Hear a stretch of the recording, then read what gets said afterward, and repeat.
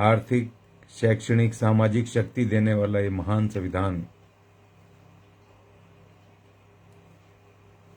इस संविधान का हम गुणगान करेंगे जिस संविधान ने हमें शक्ति दी है।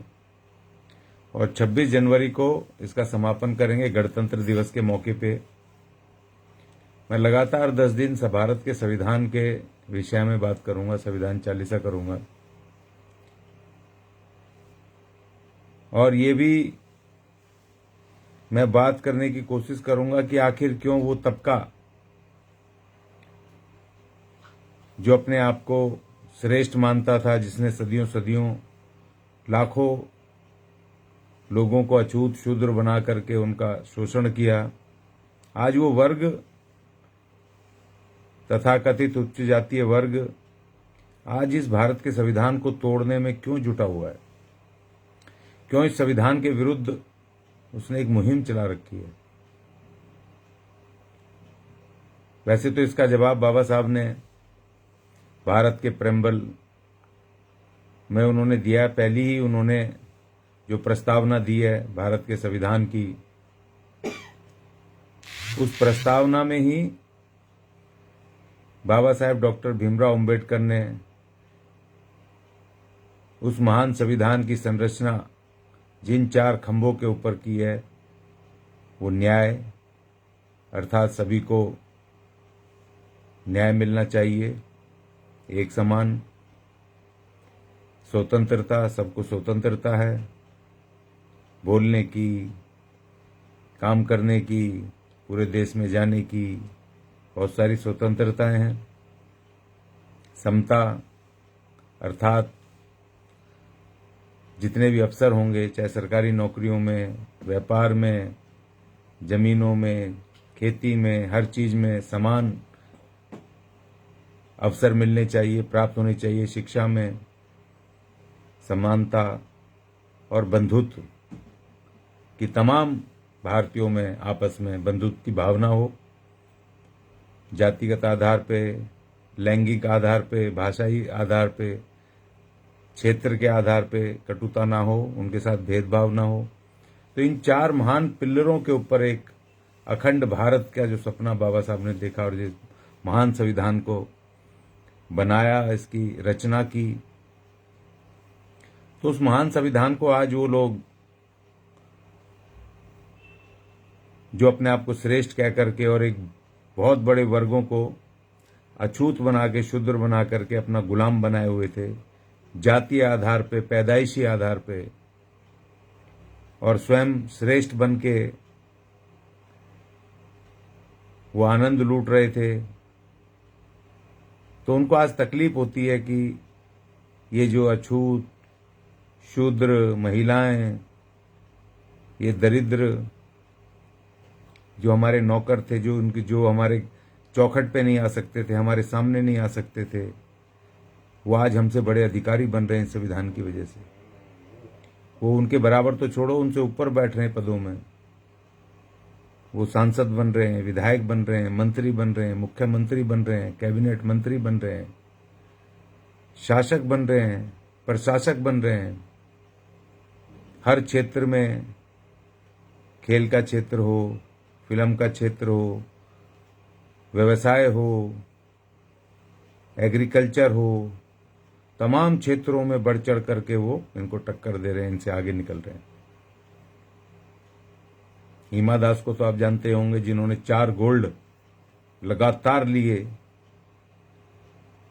उसके बराबर कोई दूसरी लड़की मुकाबला नहीं कर पाई अभी तक, लेकिन उसको वो सम्मान नहीं मिला जिसकी वो हकदार थी। लेकिन उसके बावजूद भी लगातार हमारे लोग संघर्ष के मैदान में हैं, बिकॉज इस संविधान की बदौलत, जो बाबा साहब का संविधान है, और इस संविधान को तोड़ने की पूरी साजिश लगातार ये करते आ रहे हैं। तो इस बात को हमें समझना, हमारा बाबा साहब ने धर्म, भगवान, पूजा पद्धति का अधिकार, स्वतंत्र अधिकार आर्टिकल 25 में दिया है। हम भगवान को माने, पूजा पाठ करें, कुछ भी करें, मंदिर जाएं, जहां मर्जी जाएं, मगर एक बात ध्यान रखो कि इस संविधान को भी बचाना तुम्हारी जिम्मेदारी है, जिसकी बदौलत तुम्हें मंदिरों में जाने का अधिकार मिला है, जिसकी बदौलत इन भगवानों को पूजा करने का अधिकार मिला है, जिसकी बदौलत तुम्हें इनके वेद और इनके भजन कीर्तन सुनने का मौका मिला है, जिसकी बदौलत तुम्हें हरिद्वार, ये गंगा जमुना में इनों में डुबकी लगाने के अधिकार मिले हैं। आर्टिकल 15 पढ़ लेना अगर किसी को कोई गलतफहमी हो।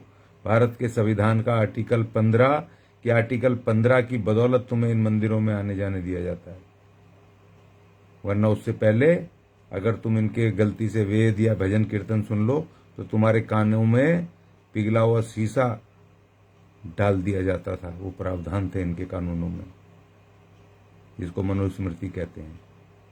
तुम्हें मंदिरों में घुसने नहीं दिया जाता। आज भी कोशिश करते हैं। बाबा साहब डॉक्टर भीमराव अंबेडकर ने मंदिर प्रवेश के लिए आंदोलन किया। कालाराम मंदिर नासिक, उन्होंने बहुत लड़ाई लड़ी, संघर्ष किया, पत्थर खाए, अपमान सहा, लेकिन पूरे संघर्ष के बाद तब तुम्हें मंदिरों में घुसाया। और फिर जब मौका मिला तो भारत के संविधान में विधिवत रूप से तुम्हें उन भगवानों को पूजने का, सब करने का मौका मिला। तो हमारी लड़ाई इस बात के विरुद्ध बिल्कुल नहीं है कि आप किस भगवान को मानो, किस मंदिर में जाओ, किसकी भजन कीर्तन करो, क्या करो, वो तुम्हारा आध्यात्मिक, तुम्हारा अधिकार है भारत के संविधान में। लेकिन मेरी अपील ये रहती है कि मैं संविधान का गुणगान पाठ इसलिए करता हूं कि तुम्हें याद दिलाने के लिए, अगर जो कुछ तुम्हारे पास है, तुम्हारे तन पे कपड़े भी हैं, तो इस महान संविधान की बदौलत तुम्हें जो अधिकार हैं, उन अधिकारों को खत्म मत होने दो। उस अधिकार को तो बचाओ। जाओ मंदिर, करो पूजा, करो पाठ, कोई दिक्कत नहीं है। लेकिन जिस संविधान की बदौलत तुम्हें अधिकार है, उस संविधान को तो बचाओ। उसको तोड़ने वालों के साथ क्यों खड़े होते हो? भारत के संविधान का अनुच्छेद 1, जिसमें भारत का नाम दर्ज है कि इस देश का नाम क्या होगा, हमारे संघ का नाम क्या होगा, भारत अर्थात इंडिया, उसमें लिखा है। लेकिन इन्होंने इंडिया शब्द को बड़ी चालबाजी के साथ पिछले महीनों विरोध करवा करके क्रिकेटरों द्वारा, जिन क्रिकेटरों ने इंडिया की जैकेट पहन करके उस पर इंडिया शब्द लिखा रहता था, करोड़ों करोड़ रुपए कमा करके अरबों खरबोपति बन गए, अब वो इंडिया शब्द का विरोध करने लगे। ये प्रकृति मादा और पुरुष को मिला करके ही बनती है। और बाबा साहब ने एक महान संविधान में इस देश का नाम ऐसा रखा कि जिसमें मादा और पुरुष दोनों का सम्मानित हो, और जिसमें पुरुष और नारी दोनों को बराबर सम्मान हो। वही उन्होंने भारत अर्थात पुल्लिंग, जो पुरुष वाचक शब्द है, और इंडिया जो स्त्रीवाचक है, मदर इंडिया, भारत पिता, उन्होंने उसमें नाम दिया भारत अर्थात इंडिया। बराबर का अधिकार, नाम में ही, भारत के संविधान के नाम में इतना महान, वो इंडिया को, उसको, स्त्री के उसको अस्तित्व को खत्म करना चाहते हैं। और ये जो इन्होंने विचार कानून पास किए हैं, उसमें वो झलक दिखती है। उसमें खैर बाद में आऊँगा, फिर कभी इस पर चर्चा करेंगे। लेकिन ये 26 दिन भारत के महान संविधान को जानना चाहिए, आपके अधिकार। बाबा साहब ने जो न्याय की बात कही, वो न्याय इसलिए कि उसमें सब छोटे बड़े सब बराबर। कोई अगर क्राइम करता है किसी भी जाति धर्म का, किसी भाषा का, वर्ग का, राज्य का हो, कितना ही मालदार हो, कितना ही आर्थिक कमजोर हो, अगर किसी ने अपराध किया है तो उसको भारत के संविधान और कानूनों के हिसाब से उसके साथ समान ट्रीटमेंट करना चाहिए। उसको समान तरीके से जो कानून में विधिवत जो सजाएं हैं उसको मिलनी चाहिए। और जिसने अगर नहीं कुछ किया है तो उसको बाइज्जत बरी करना चाहिए। लेकिन पिछले आज़ादी के बाद से इन मनुवादियों के हाथों में सत्ता रही। कांग्रेसी भी, कांग्रेसों के अब वो बड़े मनुवादी हैं, उनके दिमाग में जाति और धर्म ही घुसा रहा। उन्होंने भी हमारे इस संविधान को ठीक से लागू नहीं किया, नहीं तो आज ये बीमारियां पैदा नहीं होती जो हो रही हैं। और इस देश के अंदर आज ये इतनी भयानक जो बेरोजगारी, भुखमरी, 85 करोड़ लोगों को 5 किलो आटा देकर, राशन देके जो पाल रही है सरकार, वो पालना नहीं पड़ता। आत्मनिर्भर लोग हो गए होते। 100% लिटरेसी, 100% शिक्षा इस देश के अंदर एक एक नागरिक को हुई होती। लेकिन जातिवाद दिमाग में था और बाबा साहब ने 26 नवंबर 1949 को जब इस देश का संविधान देश को सौंपा, तो उन्होंने अपनी ये तकलीफ जाहिर की थी, ये चिंता जाहिर की थी कि संविधान ये तो कागज है, एक पुस्तक है, ये अपने आप लागू नहीं होगी। इसको लागू करने की जिम्मेदारी उन लोगों की होगी जो सत्ता में बैठेंगे। उनको इस संविधान को बिना किसी भेदभाव के, बिना किसी जाति धर्म के भेदभाव के, बिना भ्रष्टाचार के, इसको पूर्णतः पूरी ईमानदारी से लागू करना चाहिए। तभी इस देश का संविधान लागू होगा और तभी इस देश के एक नागरिक को न्याय, स्वतंत्रता, समता और बंधुता प्राप्त होगी और एक महान देश बनेगा, महान भारत, अखंड भारत बनेगा, जो दुनिया में अपना मुकाम हासिल करेगा जो इसको चाहिए। बाबा साहब ने इस देश के भारत के संविधान में सिर्फ लोगों को ही न्याय नहीं दिया, इस देश के पेड़ पौधों को, इस देश की नदियों को, इस देश के जीव जंतुओं को, इस देश के तमाम एक एक जर्रे जर्रे को पूरा उन्होंने अधिकार दिया। उन्होंने जब उनको मौका मिला भारत का संविधान लिखने का, तो उन्होंने कोई भेदभाव नहीं किया। वो चाहते तो भेदभाव कर सकते थे, लेकिन उन्होंने तमाम सारे नागरिकों को, हर जाति, धर्म, भाषा, सबको उन्होंने बराबर अधिकार दिया। यहां तक कि जो गौ रक्षा की बात करते हैं, बाबा साहब ने भारत के संविधान में दुधारू जो पशु हैं उनके लिए विशेष सुरक्षा के प्रावधान करने का डायरेक्शन दिया है। बाबा साहब ने लिखा है भारत के संविधान में कि इस देश की जितनी भी दुधारू पशु हैं उन सबको स्पेशल प्रोटेक्शन दी जाए, उनके लिए व्यवस्था की जाए, उनके स्वास्थ्य की, हर चीज की। लेकिन जितने भी लोग हैं, जितनी भी सत्ताएं आई, उन्होंने सिर्फ राजनीति की, वोट बैंक की राजनीति, और भारत के संविधान को तोड़ने की लगातार कोशिशें पिछले 70-75 सालों में हर सरकार ने की, किसी भी पार्टी की सरकार हो। मैं बार बार इस बात को कहता हूं कि आज भारत के इस महान संविधान जिसमें 4 पिलर हैं, न्याय, स्वतंत्रता, समता, बंधुता, आखिर उनका मतलब क्या है? जब आज भी 70 साल बाद आजादी के संविधान लागू होने के 70-75 वर्षों बाद जब मुड़ के देखते हैं तो गांव गांव में आज भी जातियों के नाम पे मोहल्ले आज भी क्यों बरकरार हैं? आज भी इस देश के संविधान में आज भी SC ST की वो लिस्ट क्यों आज भी वो मौजूद है? उसको क्यों नहीं रिमूव किया गया? क्योंकि बाबा साहब ने कहा था कि जो SC STs हैं, जो पिछड़ी जातियां हैं, उनको स्पेशल एजुकेशन, आर्थिक मौके दे करके, उनको नौकरियों में, व्यापार में, जमीनें बंटवारे करके उनको समाज की मुख्य धारा से जोड़ना है। और जो ताकतवर होते रहे उसको उसमें से निकालते रहो, रिमूव करते रहो। लेकिन वो लिस्टें रिमूव होने की बजाय, उन जातियां जो पिछड़ी जातियां थी वो शेड्यूल लिस्ट में से हटने की बजाय और उसमें और बढ़ती जा रही हैं। लगातार आज 75 साल बाद और जातियां कमजोर होती जा रही हैं, जिनको शेड्यूल लिस्टों में डाला जा रहा है। क्यों भाई? क्या कर रही है सरकारें? जो आज ये कर रहे हैं, नंगा नाच नाच रहे हैं। भारत के महान संविधान में लिखा आर्टिकल 39 में बाबा साहब ने डायरेक्टिव्स में कि इस देश की जो नीतिकार हैं इस तरह की नीति बनाएं कि इस देश के संसाधन, इस देश की व्यापार, इस देश की तमाम धन संपदा वो इस तरह से संचालित हो कि वो किसी विशेष लोगों के हाथों में ना आए। इस तरह से उसका डिस्ट्रीब्यूशन हो कि इस देश के एक एक नागरिक को उसका लाभ मिले। लेकिन आज देखा जा रहा है कि 2-4 पूंजीपतियों को पूरा देश दिया जा रहा है। हर चीज दी जा रही है, रेल से लेकर के, जहाज से लेकर के, एयरपोर्ट से और प्लेटफॉर्म, जंगल, जमीनें सब दी जा रही हैं, ठेके सब विशेष 4-5 लोगों को दिए जा रहे हैं, उनको मालदार किया जा रहा है। और बहुमत जनता गरीब हो रही है। इसका मतलब संविधान के विरुद्ध आप काम कर रहे हैं। संविधान के डायरेक्टिव्स को नहीं मानते हो भाई, क्योंकि फंडामेंटल राइट का हिस्सा नहीं है ना। बाबा साहब ने कहा फंडामेंटल राइट को तो नहीं बदल सकते तुम,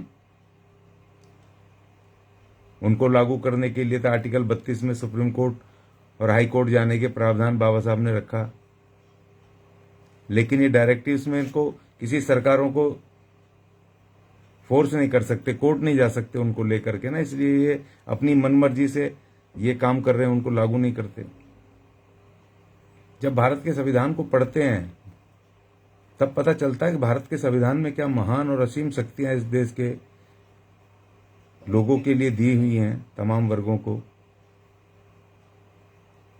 बहुत सारे लोग संविधान खराब है जी, मैंने सैकड़ों लोगों से पूछा भाई क्या खराब है, नहीं जी सुना है, पढ़ा तो नहीं है, खुद नहीं पढ़ा लेकिन सुना है कि खराब है। तो भाई वो खराब है क्या बता दो। खराब ये है कि सब नागरिकों को बराबरी का अधिकार देता है, इसमें जाति भेद नहीं है, इसमें किसी भी तरह का भेद नहीं है, हर नागरिक को समान अवसर देने के, चाहे शिक्षा में हो, रोजगार में हो, का वो दिया हुआ है, प्रावधान किया है। या इसलिए कि आपको अब छोटे बड़े का करने का मौका नहीं मिलेगा, इसमें जो करेगा उसके लिए दंड के अधिकार वो प्रावधान किए हुए हैं, इसीलिए संविधान खराब है। आज जिन परिस्थितियों में देश गुजर रहा है उन परिस्थितियों में भारत के संविधान का गुणगान करना, पाठ करना, लोगों तक उस पर चर्चा करना बहुत जरूरी हो जाता है। आज जिस तरीके से, अब देखिए बड़े मजे की बात है, मैं 4-5 दिन से देख रहा हूं, जो लोग संविधान का विरोध करते थे आज वो लोग संविधान की दुहाई दे रहे हैं। हिंदू पक्ष के लोग, अपर कास्ट, एक साधु साहब परसों एक टीवी चैनल पे वो कह रहे हैं कि भाई ये सरकार नोटिस निकाल दिया है इन्होंने पूरे राज्यों में कि सारे मंदिरों में सरकार पूजा करवाएगी, सारे एसडीएमओ को, डीएमओ को, कलेक्टरों को, सबको लिख दिया मंदिरों में सुबह शाम पूजा होनी चाहिए। एक ब्राह्मण, एक साधु वो उस बात को कह रहा है कि भाई संविधान में तो ये हमारा व्यक्तिगत अधिकार है, ये आर्टिकल 25 की बात कर रहे हैं वो साधु।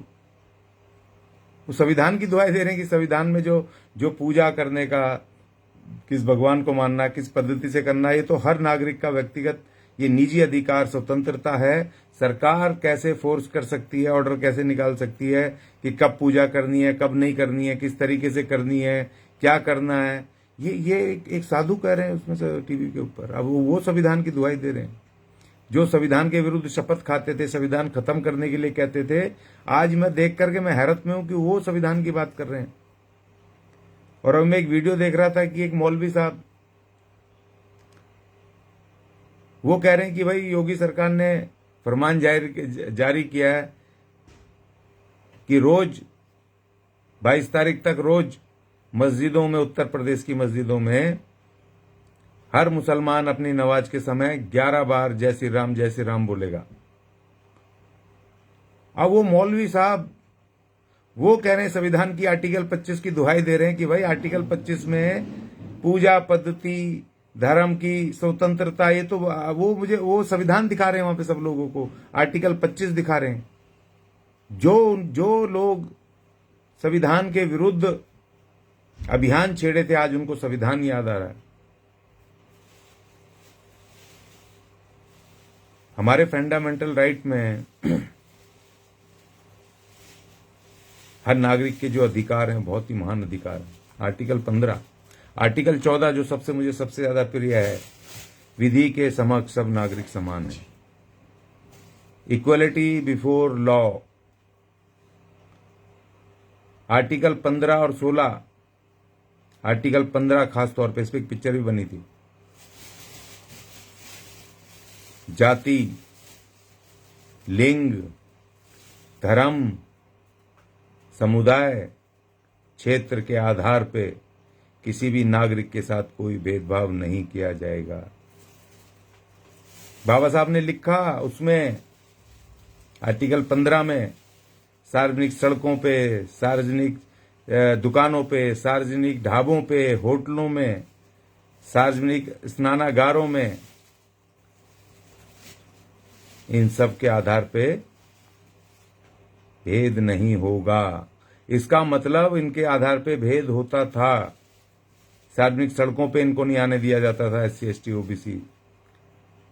इनको सार्वजनिक दुकानों पर सामान नहीं लेने दिया जाता था। इनको ढाबों पर, खैर तो अभी भी साउथ में बहुत सारी जगह पर, या राजस्थान में भी आप चले जाओगे, यहाँ बीकानेर से आगे गुजरात की तरफ बढ़ोगे हाईवे के ऊपर, और वहां पर आज भी जो बैठते हैं तो वो भी आज भी जाति पूछ करके वो आपको चाय जो देते हैं, आप मांगते हो, पैसा भी देते हो, लेकिन वो आपको अगर जाति पूछते हैं, बताते हो आप ये हैं, तो वो आपको कागज के उसमें, प्लास्टिक के उसमें देंगे, आपको कांच के गिलास में नहीं देंगे। ये साउथ में भी अभी परसों नरसों अभी वहाँ चेन्नई के तमिलनाडु के गांव में, जहाँ पर कि जो अपर कास्ट के मोहल्ले से SC ST के लोग वहाँ जूते पहन के नहीं जा सकते थे, वहाँ से जाएंगे तो साइकिल पे जाएंगे तो उतरेंगे, जूते उठाएंगे और तब पैदल जाएंगे तो जूते उठाकर अपने हाथ में लेकर के जाएंगे, जूते पहन के नहीं चल सकते। परसों सभी लोगों ने जूते पहन करके, बढ़िया बढ़िया कपड़े पहन करके उन मोहल्लों से निकले, मार्च किया। ये तो अभी तक चल रहा है, अभी तक संविधान मतलब ठीक से लागू नहीं हुआ। आर्टिकल 17 जिसमें बाबा साहब ने लिख दिया 26 जनवरी 1950 को कि आज से अनटचेबिलिटी अर्थात अस्पृश्यता खत्म की जाती है। क्या खत्म हो गई? पूरे देश के गांवों में जाओ, दिल्ली के बॉर्डर को बाहर छोड़ के, आज भी जातियों के नाम पे मोहल्ले ज्यों के तो हैं। फलानी जाति का मोहल्ला, डिकड़ी जाति का मोहल्ला, उसकी जाति का मोहल्ला।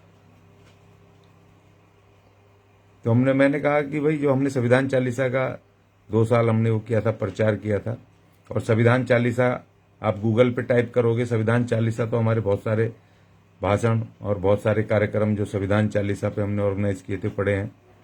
तो आज मैं खाली एक इंट्रोडक्शन इस पे दे करके, और कल से प्रॉपर ढंग से संविधान का पाठ करेंगे, आपके अधिकारों का, आपकी शक्तियों का, आपकी तरक्की का, आपके न्याय का, जो भी उसमें प्रावधान है वो हम आपको बताएंगे। और आपसे अपील ये है कि भाई किसी मंदिर जाओ, मस्जिद जाओ, गुरुद्वारे जाओ, कहीं भी जाओ, किस भगवान को मानो, किस तरह की पूजा पद्धति करो, खूब करो, मगर तुम्हारे दिमाग में रहना चाहिए कि अगर आज जो तुम कुछ हो या तुम्हें करने के अधिकार ये सब मिल रहा है, वो सिर्फ और सिर्फ इस भारत के महान संविधान की वजह से।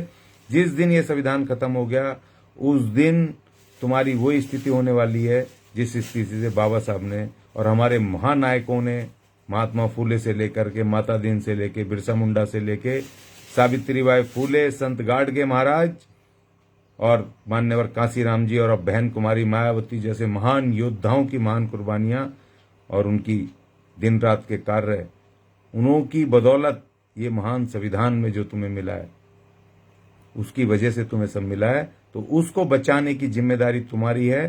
कुछ भी करो, लेकिन कोई भी, किसी पार्टी में रहो, किसी पक्ष में रहो, किसी संगठन में रहो, लेकिन अगर कोई किसी मंदिर का पुजारी, कोई मस्जिद का मौलवी या कोई पार्टी का नेता अगर तुम्हारे संविधान के खिलाफ बोल दे, तो तुरंत उसको जवाब दो कि हम तुम्हारे साथ इसलिए नहीं है कि तुम हमारे अधिकारों को खत्म करोगे, हमारी ताकत से, ध्यान रखना।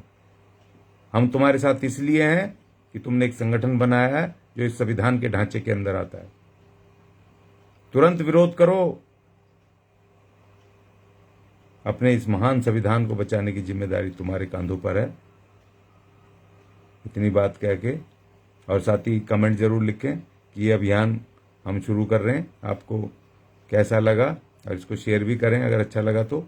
और कल से फिर हम विधिवत रूप से भारत के संविधान का गुणगान अनुच्छेद वाइज, अनुच्छेद के हिसाब से करेंगे। जय भीम, जय संविधान, जय